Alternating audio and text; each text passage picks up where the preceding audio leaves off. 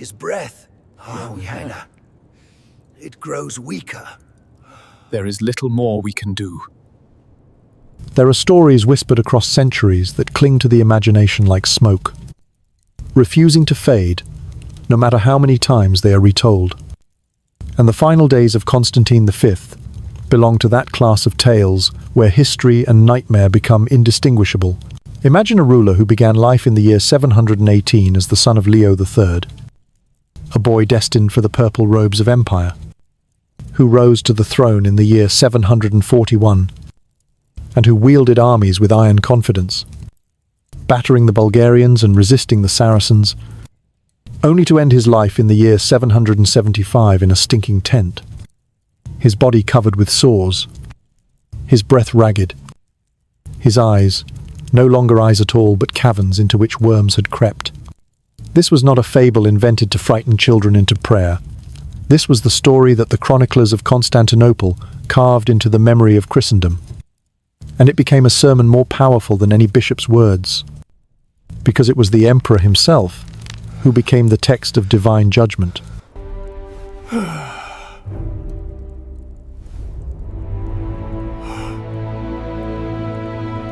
To understand the weight of this fate, one must recall that Constantine was not simply another sovereign in the long line of Byzantium's rulers, but a man who wrapped his authority in theology, a monarch who declared that icons were not images of holiness, but idols of deception, and who therefore smashed them, burned them, ridiculed those who venerated them, and turned the very piety of his subjects into treason.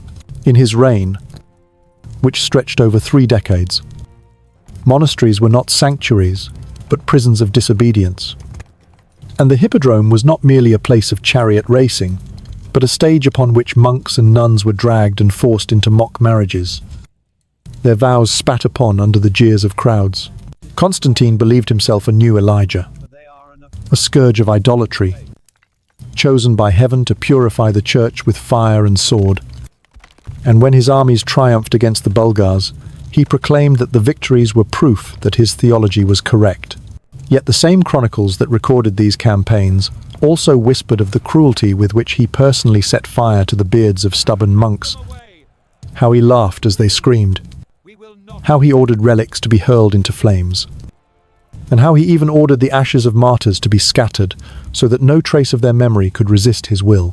For such a man, so swollen with triumph, the decline of his body was all the more dramatic, because it seemed to those who hated him that heaven itself had reached down and marked him with a disease that would humiliate him in life and in death.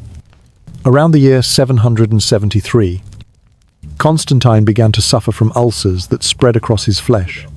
Physicians brought poultices of herbs, ointments of honey and vinegar, even charms, whispered in desperation. But nothing availed. The sores spread. The stench filled his chambers. And courtiers whispered behind veils that the emperor carried corruption within him as punishment for corrupting the faith. The people of Constantinople, never shy to turn rumor into liturgy, began to say that worms themselves had found a home in his body, that the eyes with which he had scorned the saints were now being devoured from within, and that each day of agony was a chapter in the book of divine vengeance. Yet even as his body collapsed, Constantine refused to relinquish the theatre of power. In the spring of the year 775, determined to prove that he still commanded the destiny of empire, he ordered an expedition against the Bulgarians. Too weak to ride, too feeble to walk, he was carried on a litter wrapped in linen, his face half hidden, his eyes clouded and oozing. But still he tried to command. Imagine the soldiers, a hardened men of the frontier, marching under banners of Christ, while behind them the man who despised the images of Christ was rotting alive. They heard him wheeze commands, saw attendants sponge away pus, watched worms wriggle at the corners of eyes that had once surveyed them with imperial disdain. It was as though a corpse were issuing orders, and the stench of death clung to the army, even before a battle was fought. On the 14th of September, in the year 775, Constantine died in his tent, He had led his men to war, but he himself never saw the field. His end was grotesque, his face mutilated by disease, his sight gone, his body riddled. And yet in that grotesque spectacle, the enemies of iconoclasm found their most potent symbol. The death of Constantine was reported not simply as the passing of an emperor, but as the public execution of heresy by the hand of God. The worms in his eyes were preached about from pulpits, as though they were angels of judgment sent to consume the tyrant. Monks who had hidden images in caves now whispered triumphantly that the saints had avenged themselves, that the man who had blinded Christ's icons was himself blinded in flesh, and that the torment of his body was the mirror of the torment he had inflicted on others. This is the paradox that grips us when we recall his story today.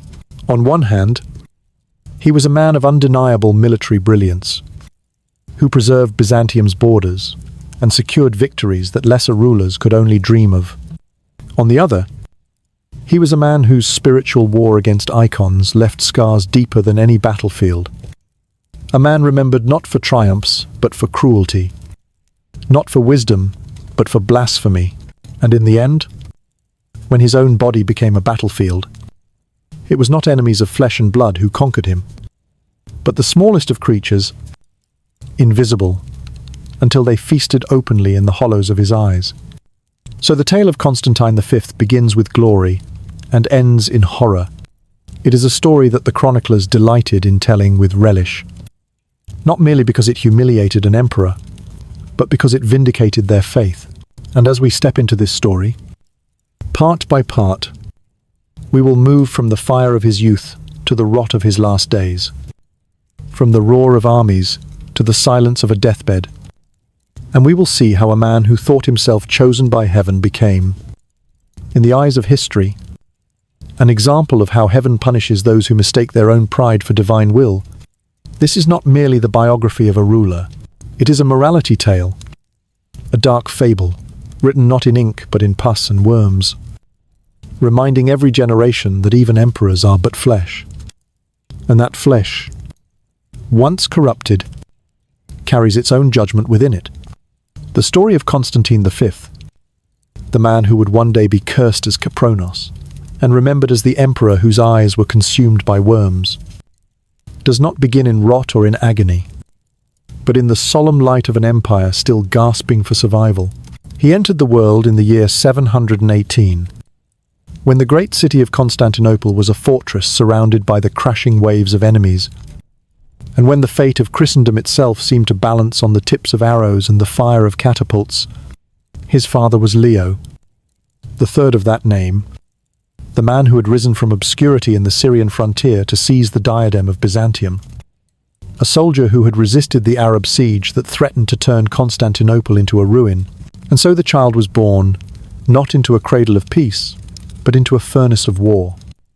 A boy who from his earliest breaths inhaled the smoke of battle and the prayers of a people, convinced that every victory was a miracle and every defeat the hand of divine wrath.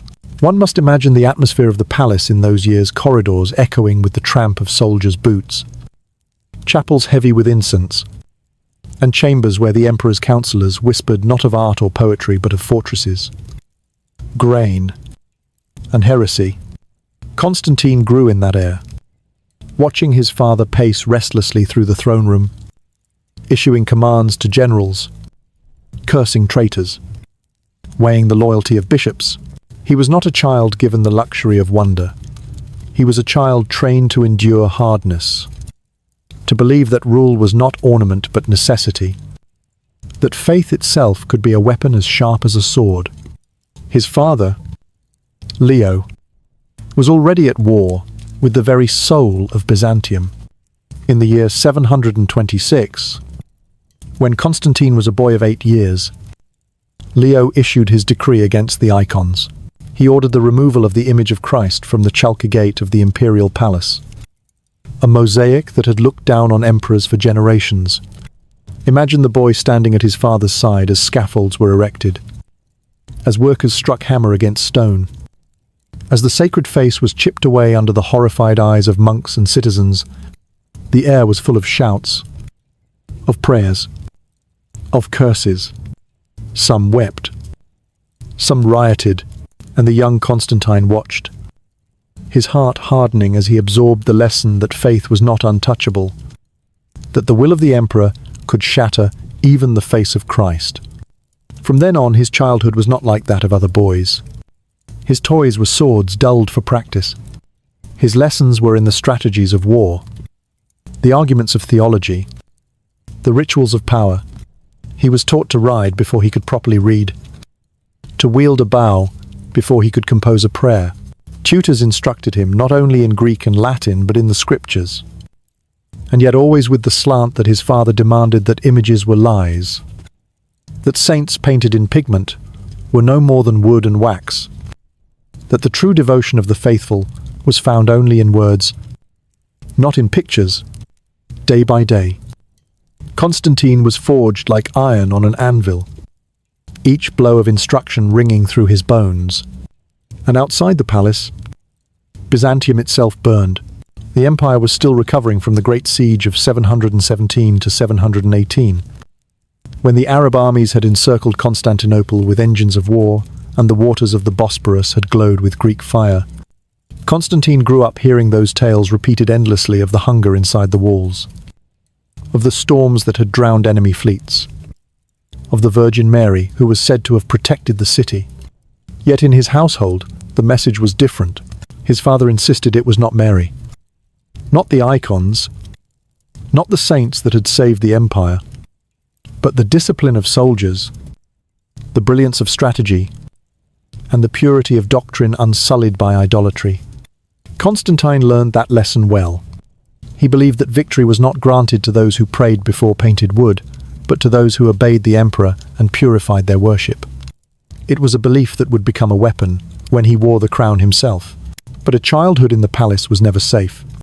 Danger prowled in the form of plots, poison, whispers of discontent.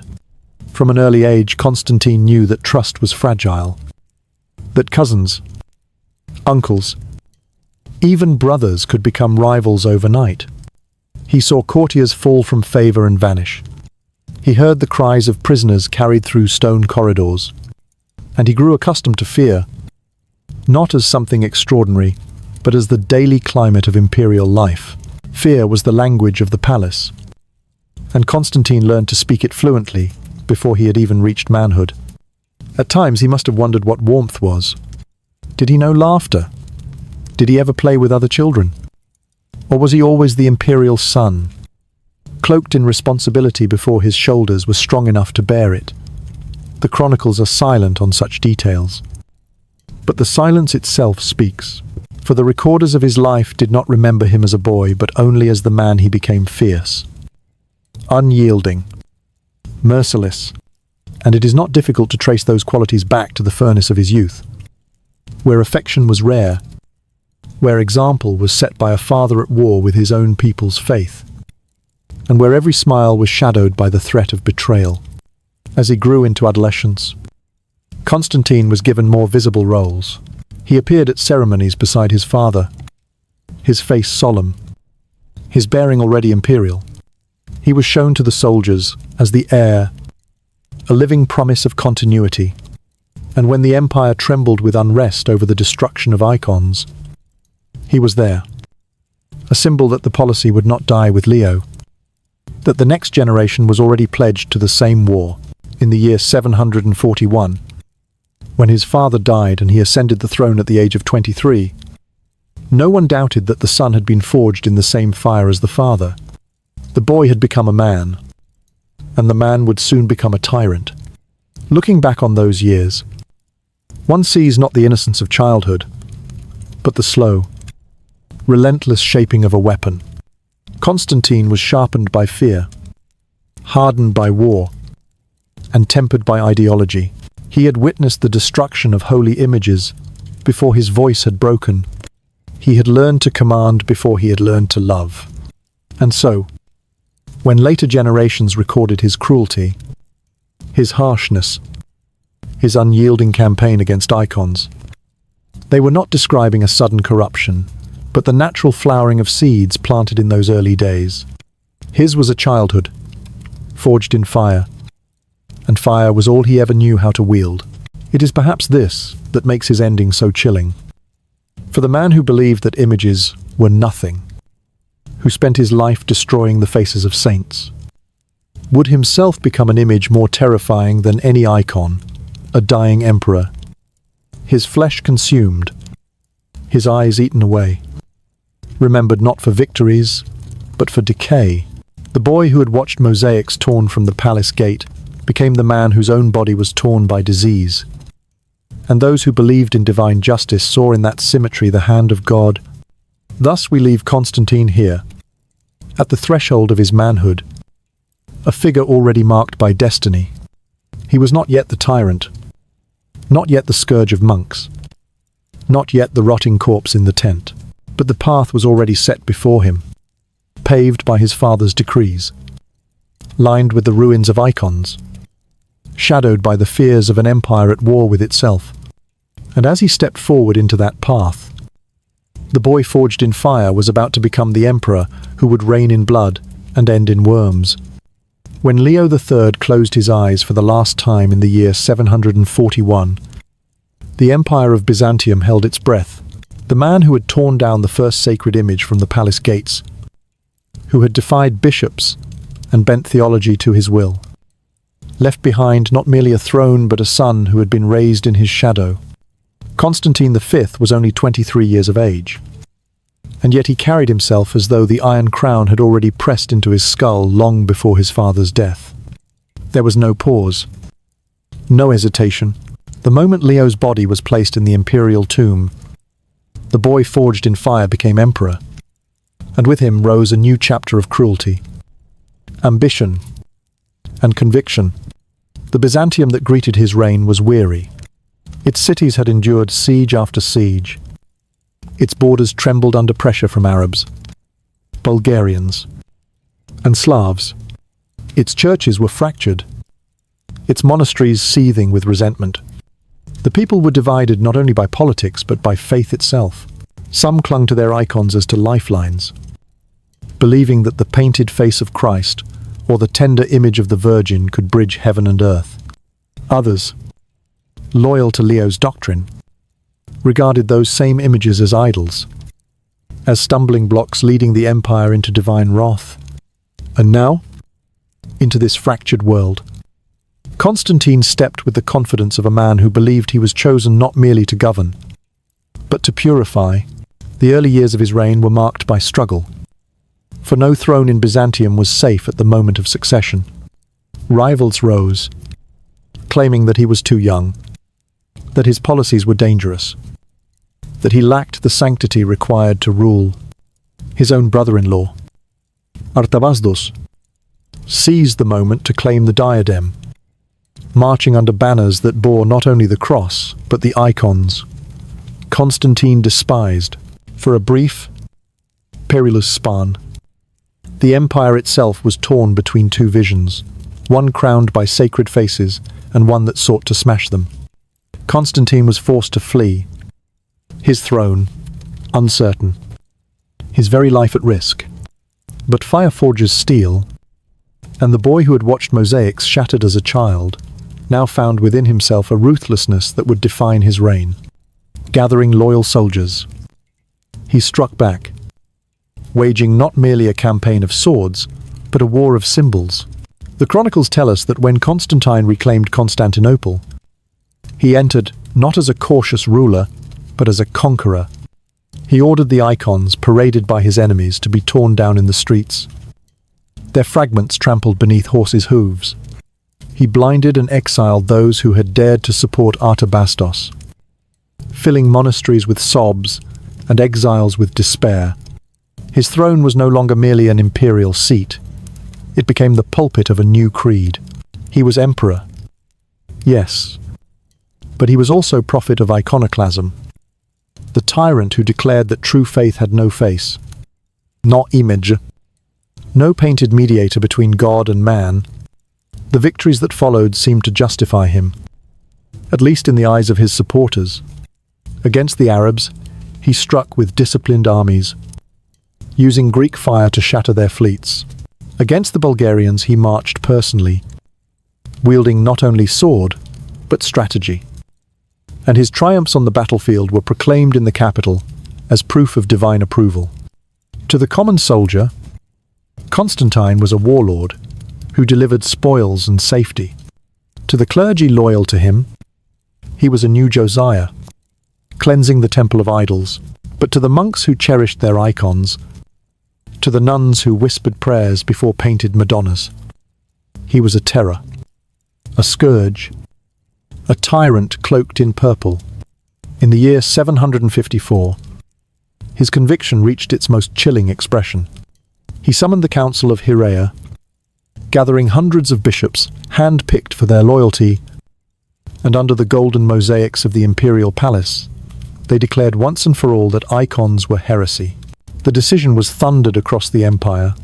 Those who painted Christ had divided his divine and human natures. Those who kissed the faces of saints had fallen into idolatry. Those who defended images were enemies of God. And behind the thunder of theology was the iron hand of Constantine. Monasteries were raided. Icons were ripped from walls. Relics were desecrated. Monks and nuns were dragged from cloisters and forced into humiliating marriages in the hippodrome, where crowds jeered as sacred vows were mocked. The boy who had watched his father tear down the image at the Chalky Gate had now surpassed the father's zeal. Constantine turned the very instruments of empire against his own subjects, using soldiers not only to defend borders, but to police churches.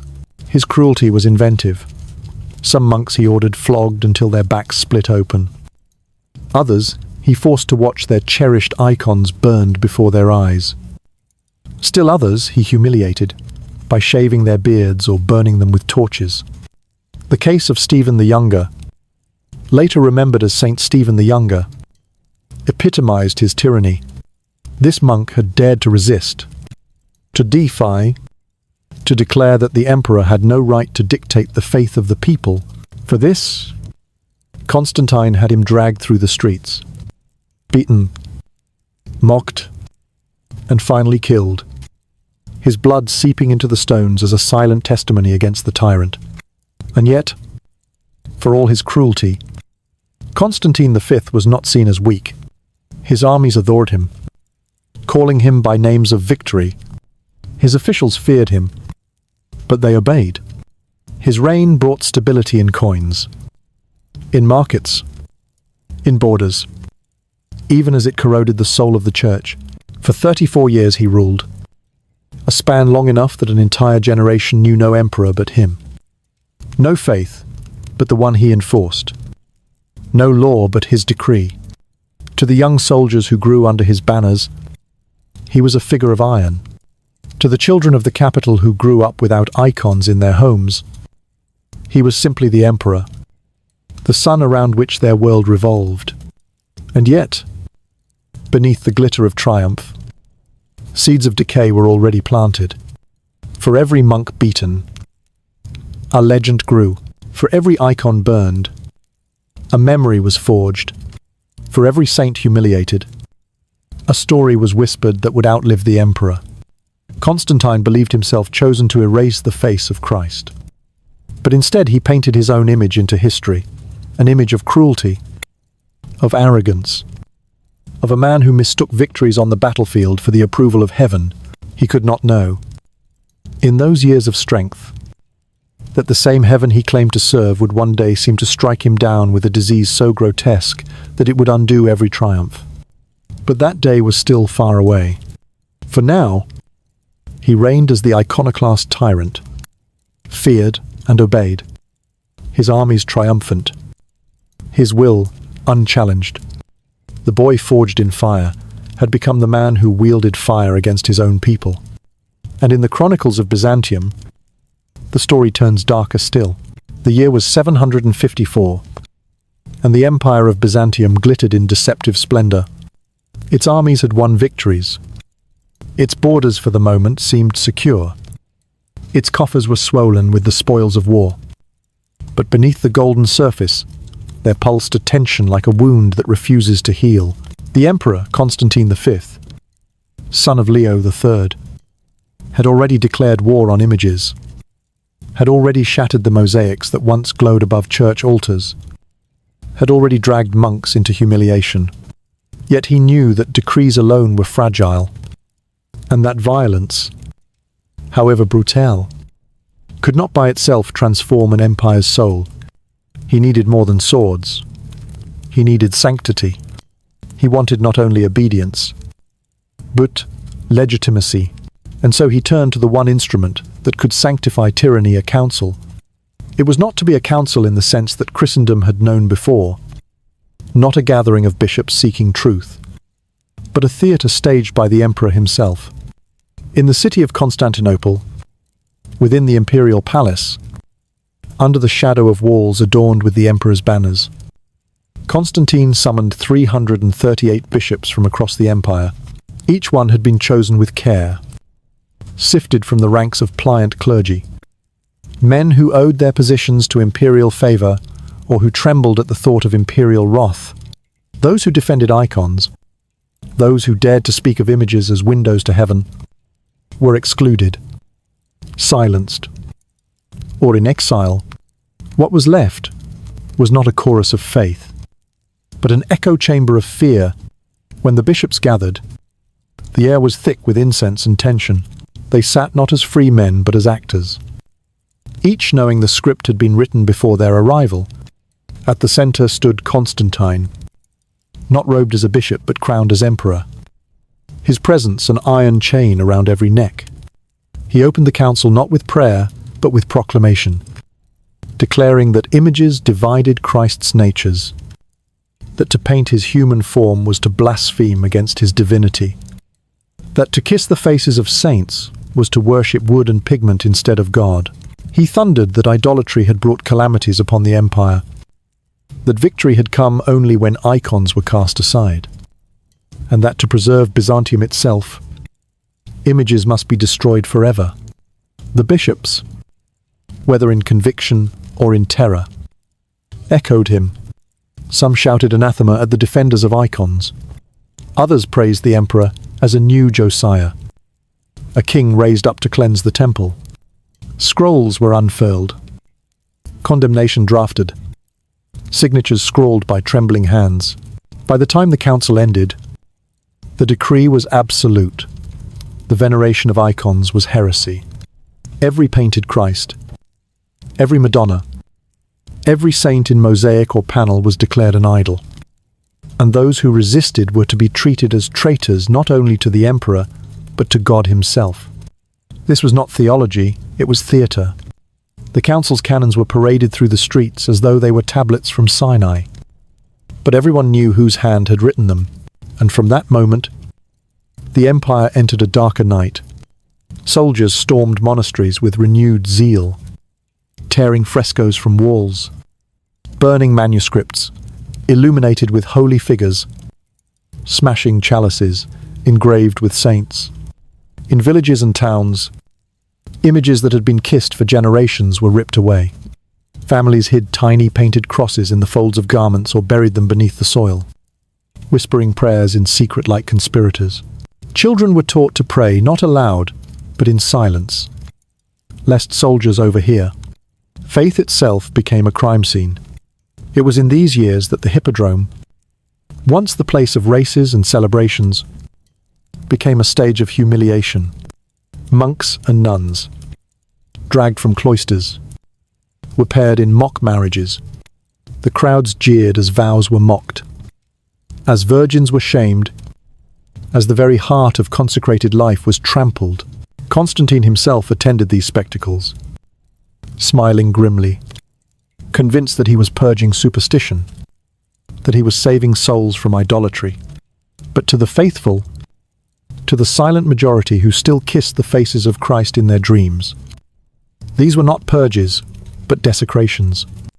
And the stories of humiliation spread like wildfire, ensuring that long after Constantine's victories were forgotten, his cruelty would remain carved in memory.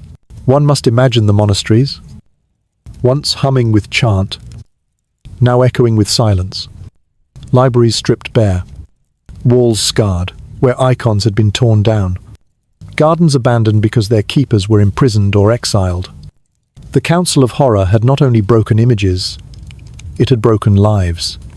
And yet, Constantine believed himself triumphant. His armies continued to march. His court glittered with wealth. His decrees were obeyed. The bishops, who had signed their names to the decrees, praised him as a defender of the faith. In public, he was a colossus. In chronicles written under his gaze, he was hailed as a conqueror of heresy. But in whispers, in hidden chambers, in the hearts of countless Christians, he was already condemned. They called him Capronos dung, named a title of mockery that clung to him like a curse. To them, the council was not holy, but blasphemous. Not a defense of Christ, but an attack on him. The irony is bitter. Constantine believed he had secured his legacy through theology, that by stamping out icons he would forever be remembered as the purifier of Christendom. Yet in reality, he had only ensured that his memory would be stained darker than tar. For when he later fell ill, when his body erupted with sores, when his eyes became caverns for worms, it was this council that people remembered. They saw in his disease the handwriting of heaven, the repayment for a blasphemy too great to ignore. The very theology that he had weaponized became the measure of his downfall. So the Council of Horror was not merely an episode in history. It was the turning point where an emperor ceased to be merely a ruler and became a tyrant against heaven itself. And it is this council, staged in the halls of power, crowned with incense and banners, that reveals most clearly the nature of Constantine's reign, a reign where faith was dictated by decree, where bishops were puppets, where soldiers became inquisitors, and where an entire people were forced to live as if their prayers were crimes. The boy forged in fire had now forged an empire in fear. The tyrant had crowned himself not only with gold, but with the authority of heaven. Or so he thought, and as the decades passed, as victories mounted and power seemed unshakable, he did not see that the Council of Horror had already sown the seeds of his ruin. For no decree, no army, no victory could erase the memory of images kissed in secret, nor silence the conviction that God himself would judge those who mocked his saints.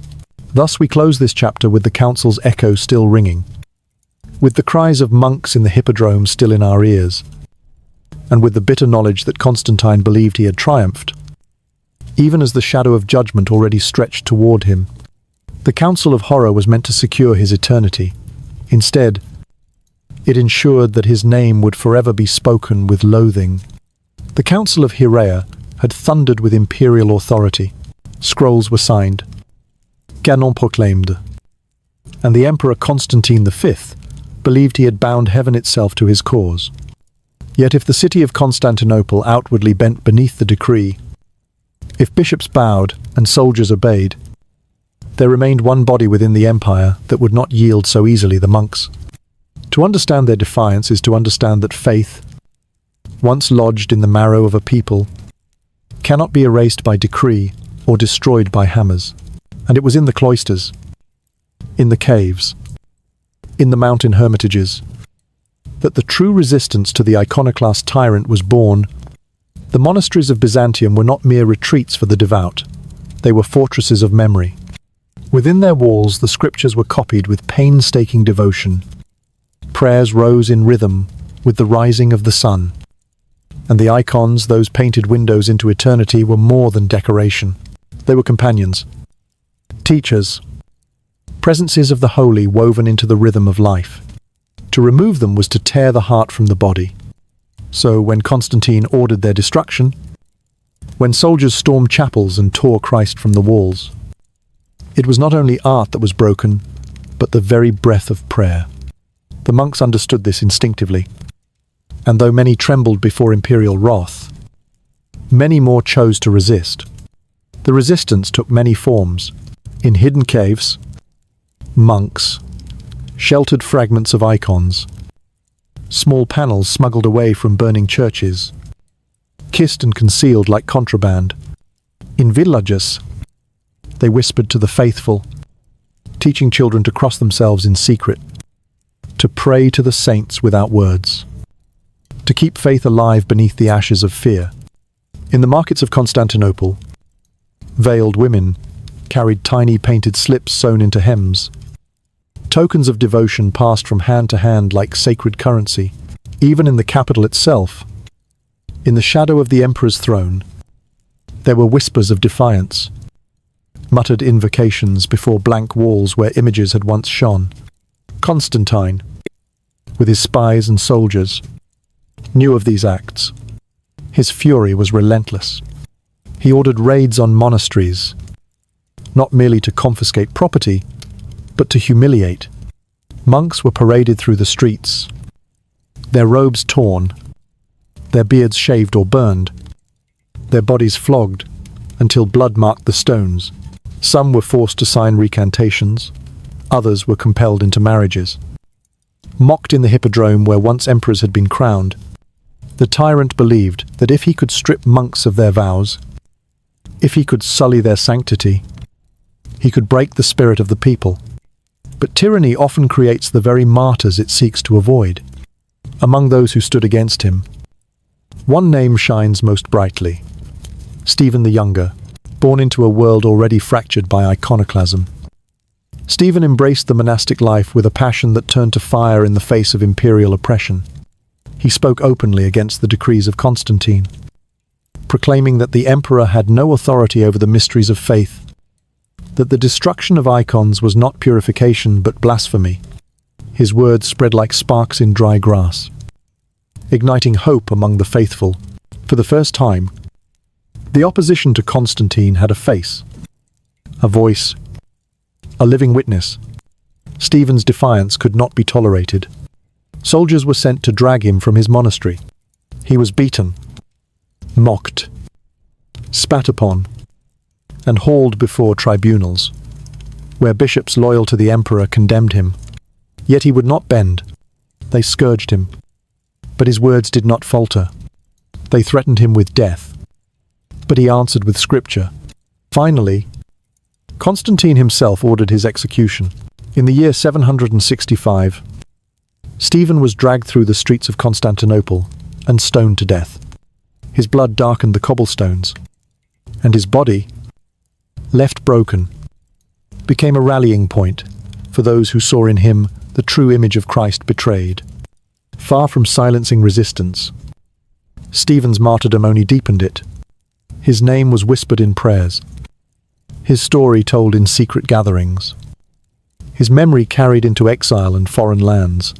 Mothers taught their children to remember Stephen as a saint, a man who had stood unflinching before the emperor's cruelty, even as Constantine boasted of victories against Bulgars, even as he paraded his armies through the hippodrome. The people murmured that God had avenged Stephen, that the emperor was already cursed, that his reign would end in horror. The defiance of the monks was not only spiritual but cultural.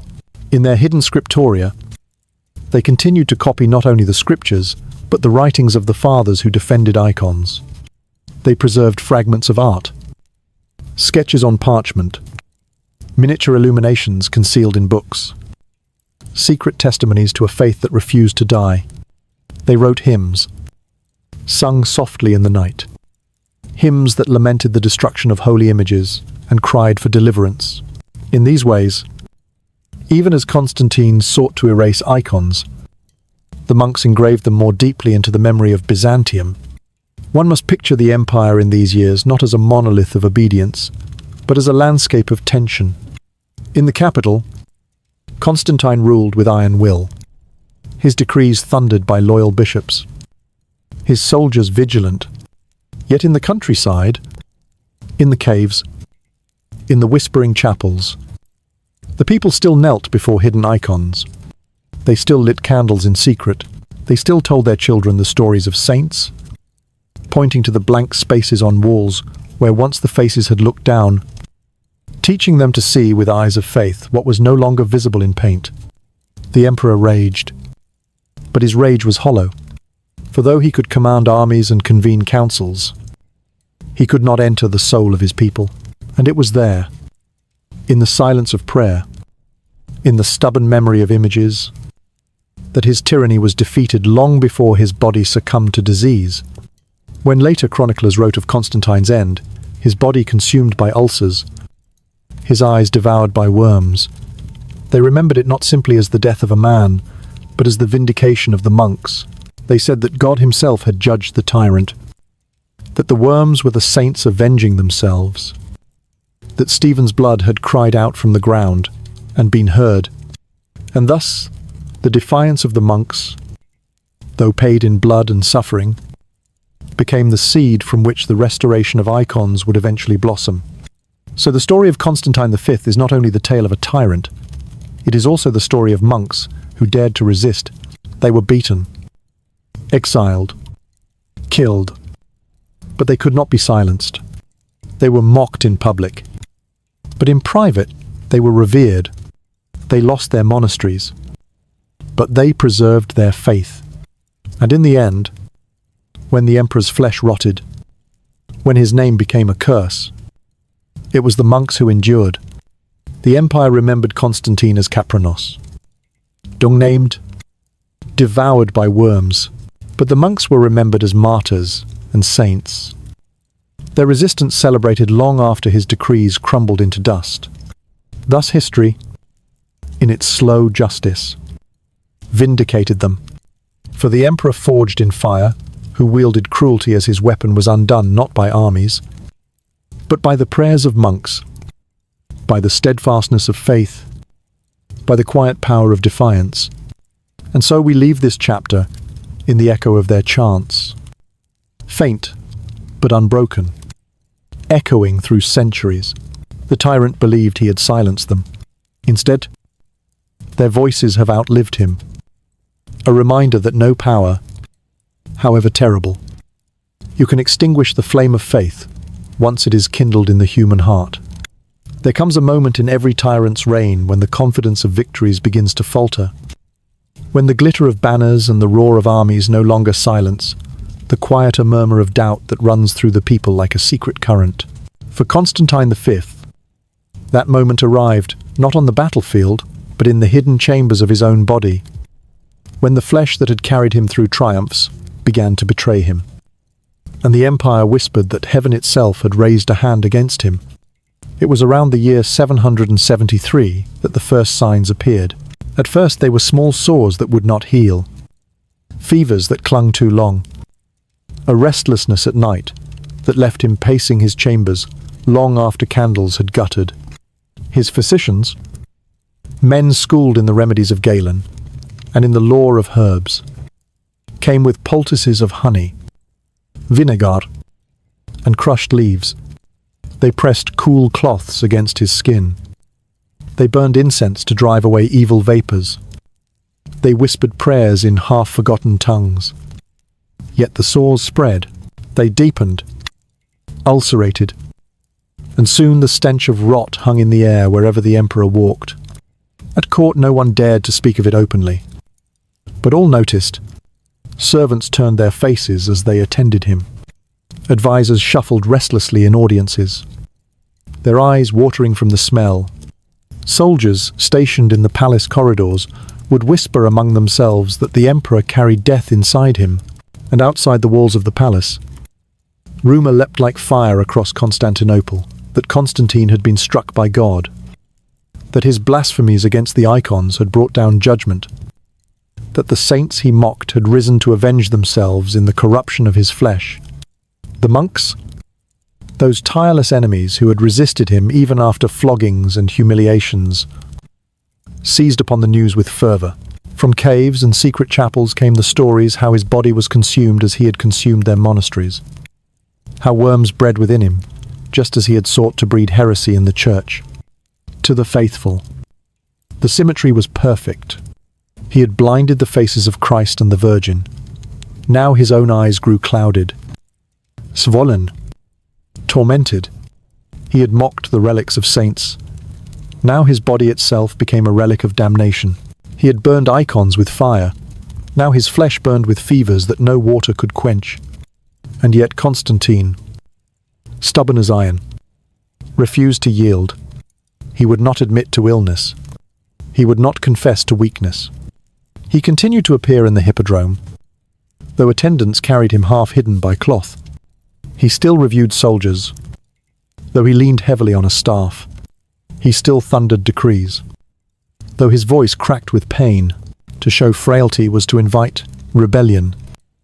And Constantine had learned long ago that power lived or died in appearances. So he wrapped his sores in bandages, doused his chambers in perfumes, and pretended that nothing had changed. But the empire could smell the truth. Stories multiplied. Women in marketplaces told their children that worms crawled from the emperor's eyelids. Sailors claimed to have heard that the flesh of his legs had blackened and split.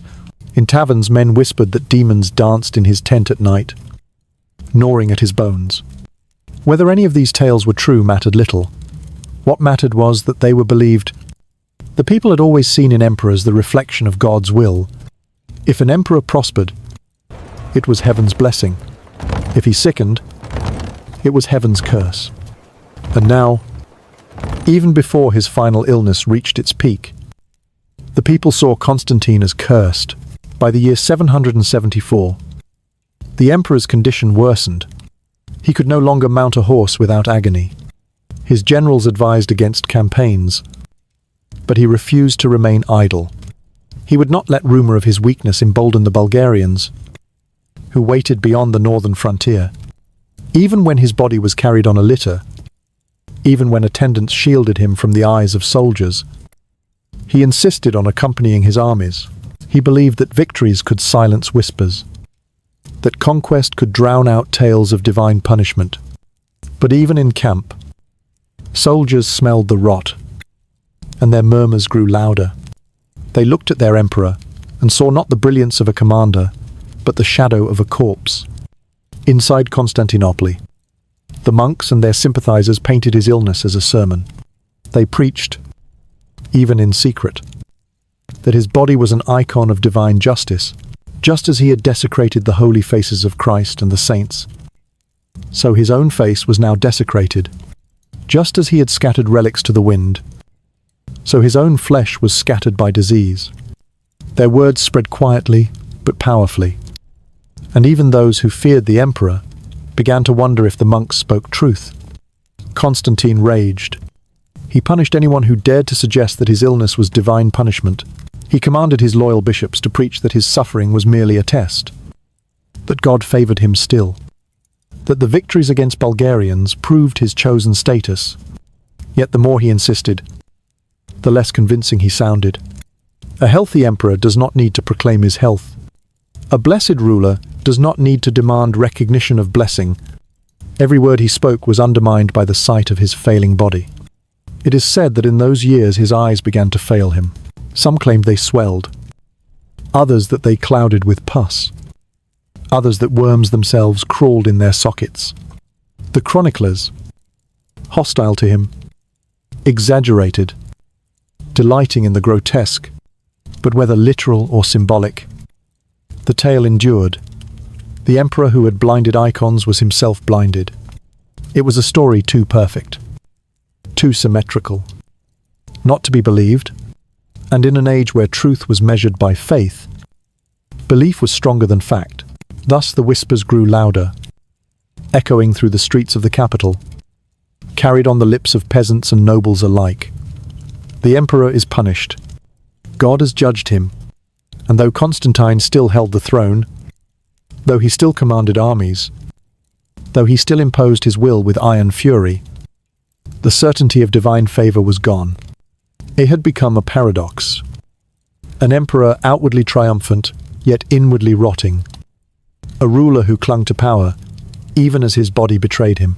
The whispers became prophecy, and prophecy, in time, became memory.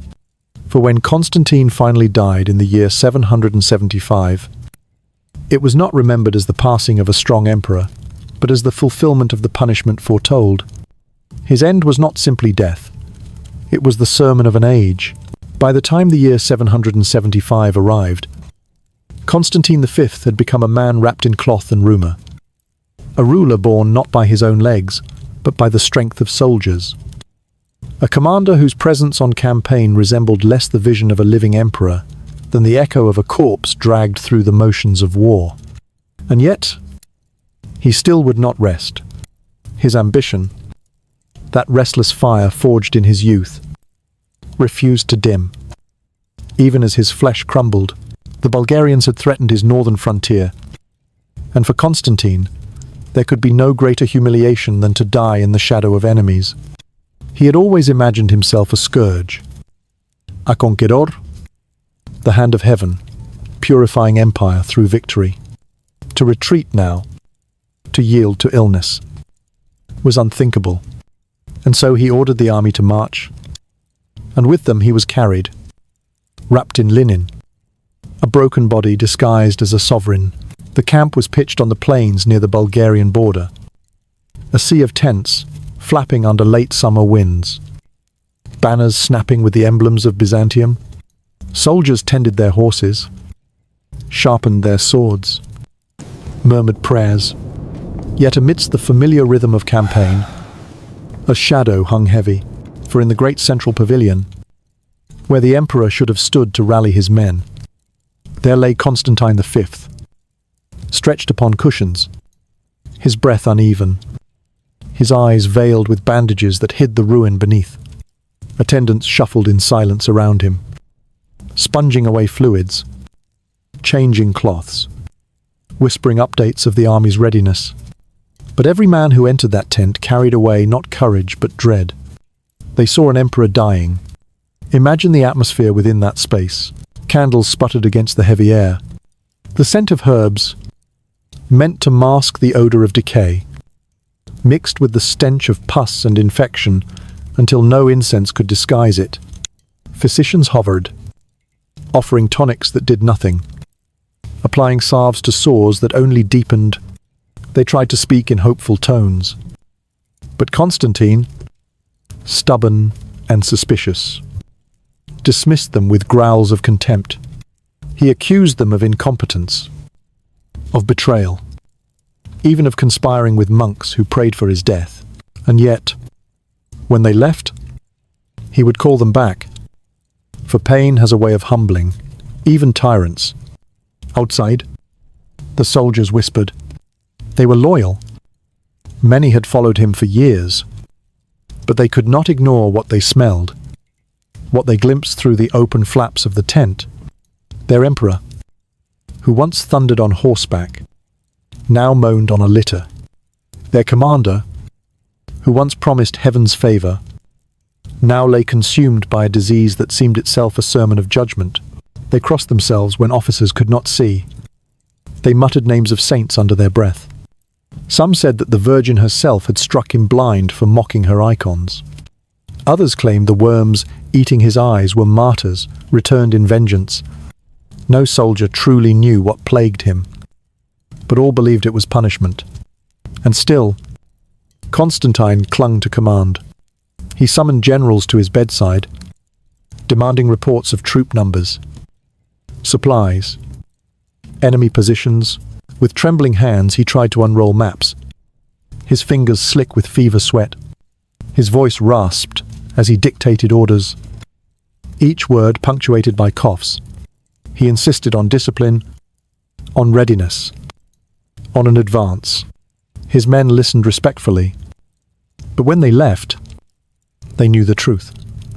These were the words of a man who would not see the battlefield again. The empire was led not by an emperor, but by his memory, already fading.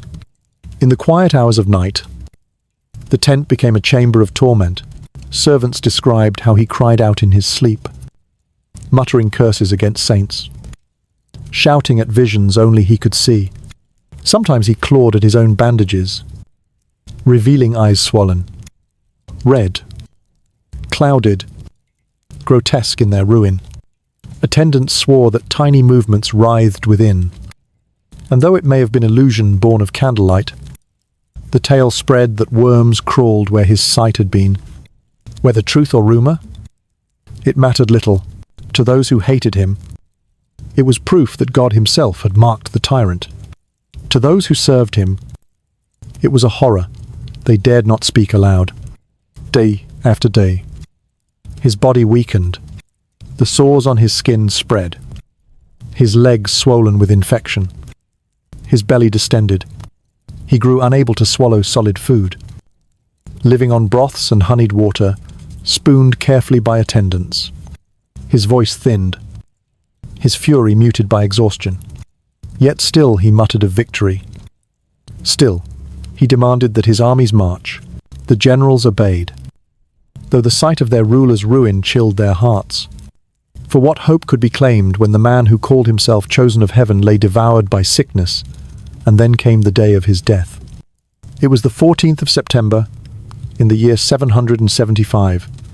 The sun rose pale through autumn clouds, casting light across the camp. Soldiers stirred. Horses snorted. Fires were stoked within the central tent. However, there was no life but the labored rasp of breath. Constantine lay still, his face sunken, his skin grey, his bandaged eyes closed. Attendants knelt at his side, whispering prayers he had once despised, for in that moment even they feared to leave him unblessed. His hand twitched, reaching for a scepter no longer within his grasp.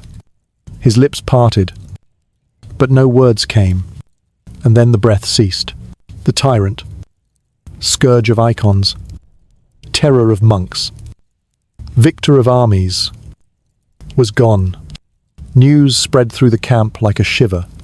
Some soldiers bowed their heads in grief, for he had been their emperor, the man who had led them to victories, who had given them spoils and pride. Others, silently, felt relief, even joy, for the curse that clung to him had at last ended. In Constantinople, when word arrived, the people received it not with mourning, but with awe, for to them, his death was not a tragedy, but a sermon.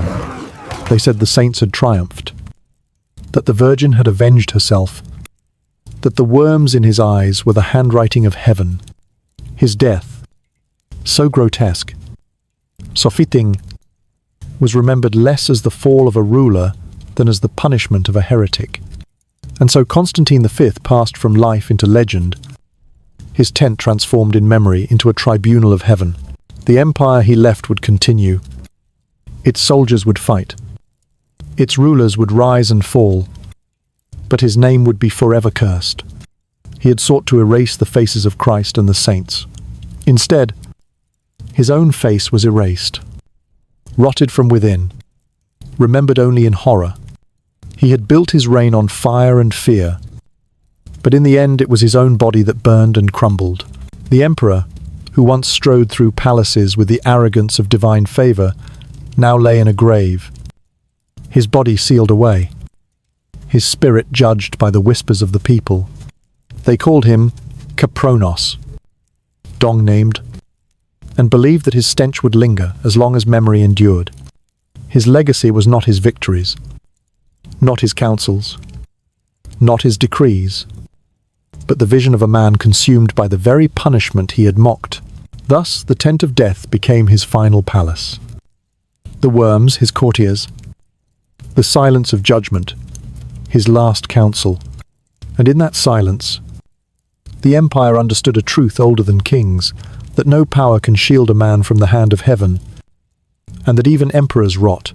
The body of Constantine V lay cold, wrapped in cloths that no balm could sweeten, in a tent that had served as his final palace.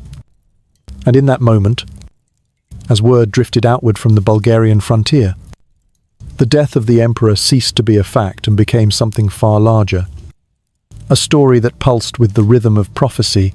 For the chroniclers of his enemies, for the monks who had resisted him in silence, for the faithful who had hidden icons in their homes, it was as though heaven itself had delivered a verdict. And that verdict was carved not in words but in the rot of his flesh. Death became sermon, and sermon became memory, and memory became legend. Soldiers who had carried him into battle did not all speak with one voice, but their voices harmonized into a tale that spread swiftly. Some said that worms had crawled visibly across his eyes. that attendants had to wipe them away as they whispered orders.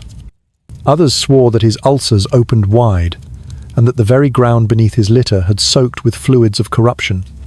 A few told of visions in the tent, of shadows writhing at night, of screams that came not from pain alone but from unseen spirits that tormented him. Whether any of these things were true was less important than that they were believed. For once the seed of judgment was planted, every detail of his sickness was interpreted as divine handwriting. In Constantinople, the news was received with strange stillness. There were no great wails of mourning, no tears that fell from palace balconies. Instead, there were murmurs, exchanged glances, whispers at street corners. The people remembered the years of humiliation. The monks dragged through the hippodrome, the icons shattered in public squares. They remembered the smoke of burning manuscripts, the jeers of soldiers as holy faces were hacked from walls. And now, when word arrived that the emperor himself had died in decay, they did not cry but nodded, as if to say the saints have avenged themselves. The monks, who had waited so long under persecution, seized upon the story with a fervor that gave them courage. In hidden cells, they told each other that God had opened the emperor's eyes, not to sight, but to punishment. That the worms which feasted on his flesh were angels of justice disguised as vermin.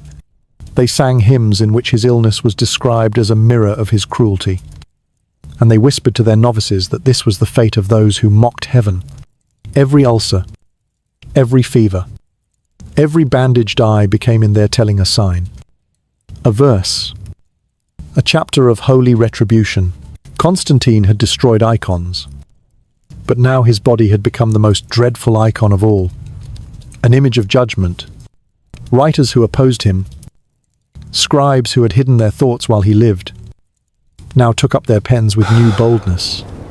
They described him not as a conqueror, but as Kapronos. The dung named and embellished the details of his death. With relish, they wrote of worms not merely in his eyes but in his brain, of his flesh falling away in strips, of stench so powerful that soldiers gagged. They recorded that he died not with prayers on his lips but with curses, fighting against the saints until the last breath, and that his passing was accompanied not by hymns of angels but by the buzzing of flies. These were not neutral reports, they were sermons disguised as history, crafted so that future generations would remember not his victories but his vileness. And yet there was a cruel kind of justice in this retelling. For Constantine had used theology as a weapon, had summoned councils to condemn what generations had revered, had tried to dictate what could and could not be believed. Now, in death, theology turned against him. His body became the text, and the interpretation was unavoidable. He was condemned. His decay was exegesis. His blindness, a parable. His worms, a moral lesson. No council could rewrite it. No decree could suppress it. The emperor himself had become the sermon he most feared. The story spread beyond Byzantium. In the West, among the Latin Christians, it was told as evidence of the dangers of arrogance, a warning that kings who defy the church will rot in life as well as death. Among the Slavs, it became a tale of divine vengeance, a reminder that the saints protect their images and punish those who scorn them.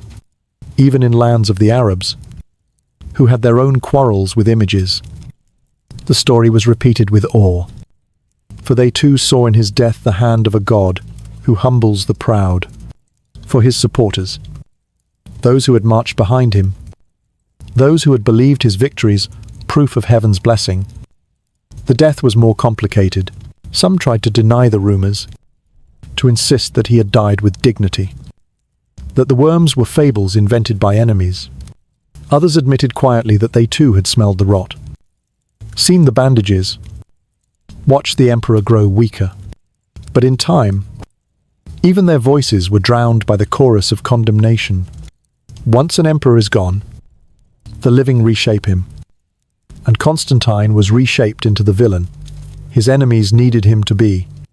It is striking to realize how quickly his triumphs were forgotten. The victories against the Bulgars, the campaigns that had secured the frontier, the reforms of the army, all of these achievements faded in memory like smoke. What endured was the tale of his death. It was told in monasteries, repeated in sermons, written in chronicles, carved into the identity of a generation. Children grew up hearing that the emperor who mocked the icons had been devoured alive by worms, and they shuddered not at his policies, but at the fate of his flesh. In this way, death became more powerful than life, memory more powerful than fact. And so, Constantine V, who had once sought to erase the faces of Christ and the saints, found his own face erased in a different way. Not painted, not gilded, not preserved in mosaic, but consumed, defiled, remembered only as a mask of decay. He had believed that he could control the story of his reign, that councils and armies and decrees could shape the narrative forever. Instead, it was his enemies who told the story, and they told it as a sermon of vengeance. Thus the tent of his death became a pulpit. The sores upon his body became verses, the worms in his eyes became the refrain.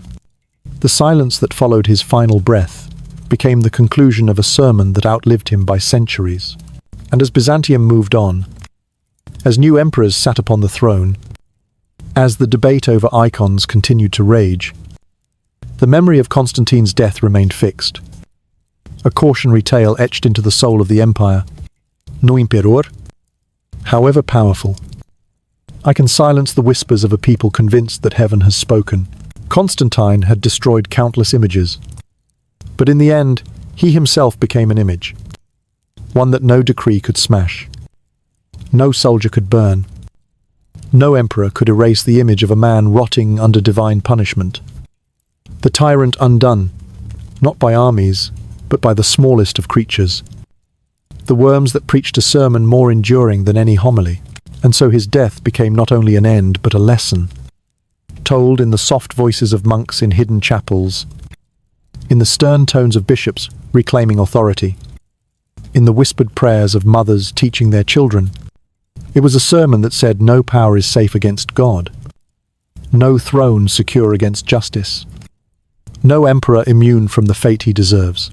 Constantine V, once so proud, became the most terrifying icon of all, not of Christ transfigured, not of saints in glory, but of judgment itself.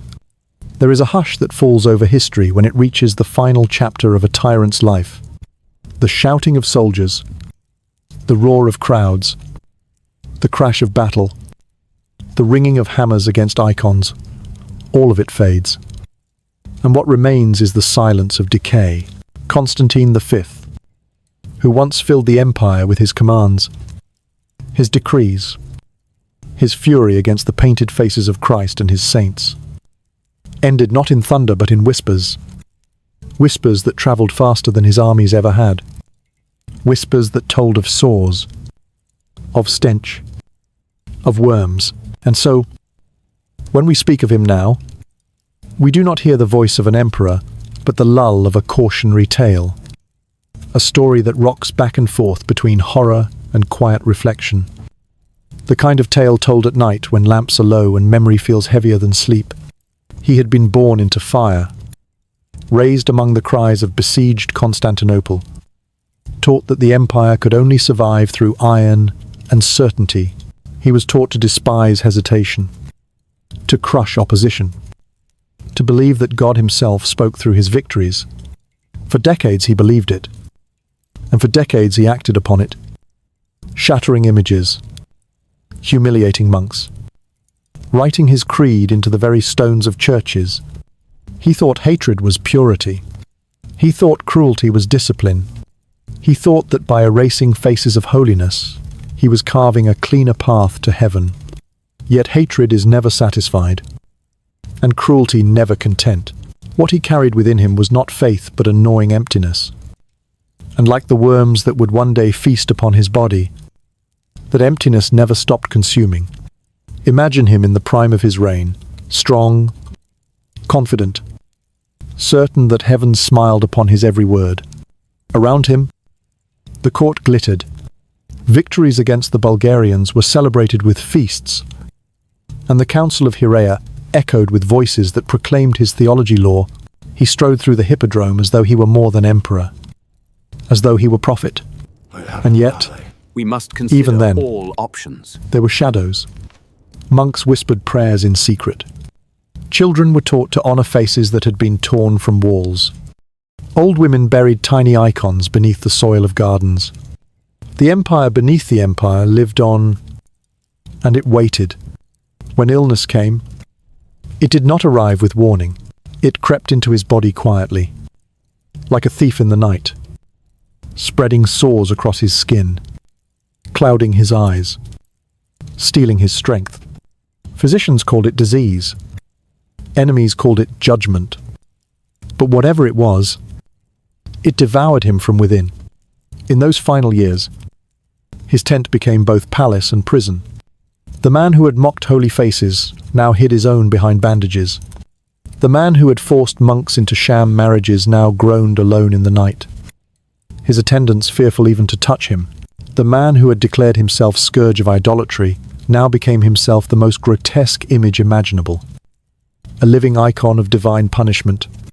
And yet, for all the grotesque detail, for all the stories of worms and ulcers, the most haunting part of his death was not the horror of the flesh, but the silence of his spirit. He never repented. He never softened. He never admitted wrong. To the end, he raged against the saints, muttered curses against monks, demanded victories he would never see. Hatred had carried him his entire life, and hatred was the last breath he exhaled. In this way, he was devoured not only by worms, but by the very fire he had stoked in his own heart. Century later, when chronicles were read by candlelight in monasteries, the story of Constantine was told not as history alone, but as lesson. Children heard that he was punished for mocking the saints. Monks remembered him as the persecutor who died in shame. Even those who admired his military skill could not escape the shadow of his ending. For no victory, however bright, can erase the image of a man consumed. His name became a curse, his title an insult, his reign remembered less for triumph than for torment. The people called him Kapranos, dung-named, and believed that his body's stench mirrored the stench of his soul. And yet, as we tell his story now, in the quiet of reflection, it is not anger that lingers, but something closer to sorrow.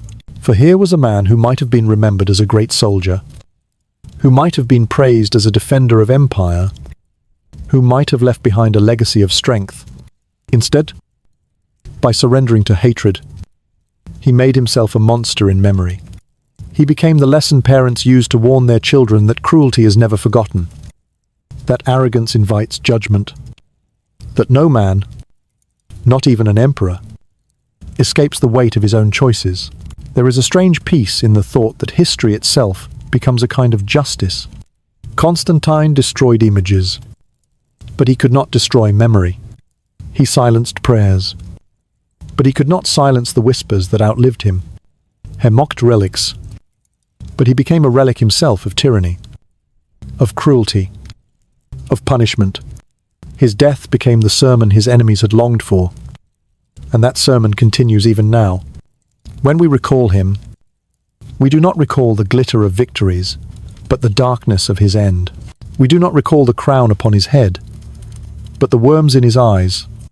He is remembered not for what he built, but for what he destroyed. And above all, for what destroyed him. So, as we close the tale of Constantine V, let it settle like the end of a lullaby. Heavy, somber, yet strangely comforting. The empire moved on. New rulers came and went. Icons were restored, venerated once more, kissed by generations who saw in them not idolatry but love. The monks who suffered were remembered as saints. The people who whispered prayers in secret taught their children to pray aloud again. The tyrant's cruelty faded, but the lesson of his death remained. like a shadow stretching across time. And in that shadow lies the quiet truth hatred consumes itself. Power fades, flesh rots, thrones crumble, but faith, hope, and memory endure. Constantine devoured others with his cruelty. But in the end, he was devoured by his own hatred, a banquet more terrible than any worm could provide. Now let us whisper his story one final time. As night falls and silence deepens the emperor who thought himself invincible, the man who mocked the saints, the tyrant who silenced prayers was himself silenced, swallowed not by enemies, not by swords, but by the very darkness he carried. He was Constantine V, called Capranos, and his end was his sermon. Sleep now. With that thought, as though it were a candle flickering in the corner of memory, that even emperors rot, that even tyrants fall, that hatred devours only itself, and in that truth, though riven with horror, there is a lullaby of justice, steady and certain, carrying us into dreams where the faces Constantine tried to erase still shine, eternal and serene,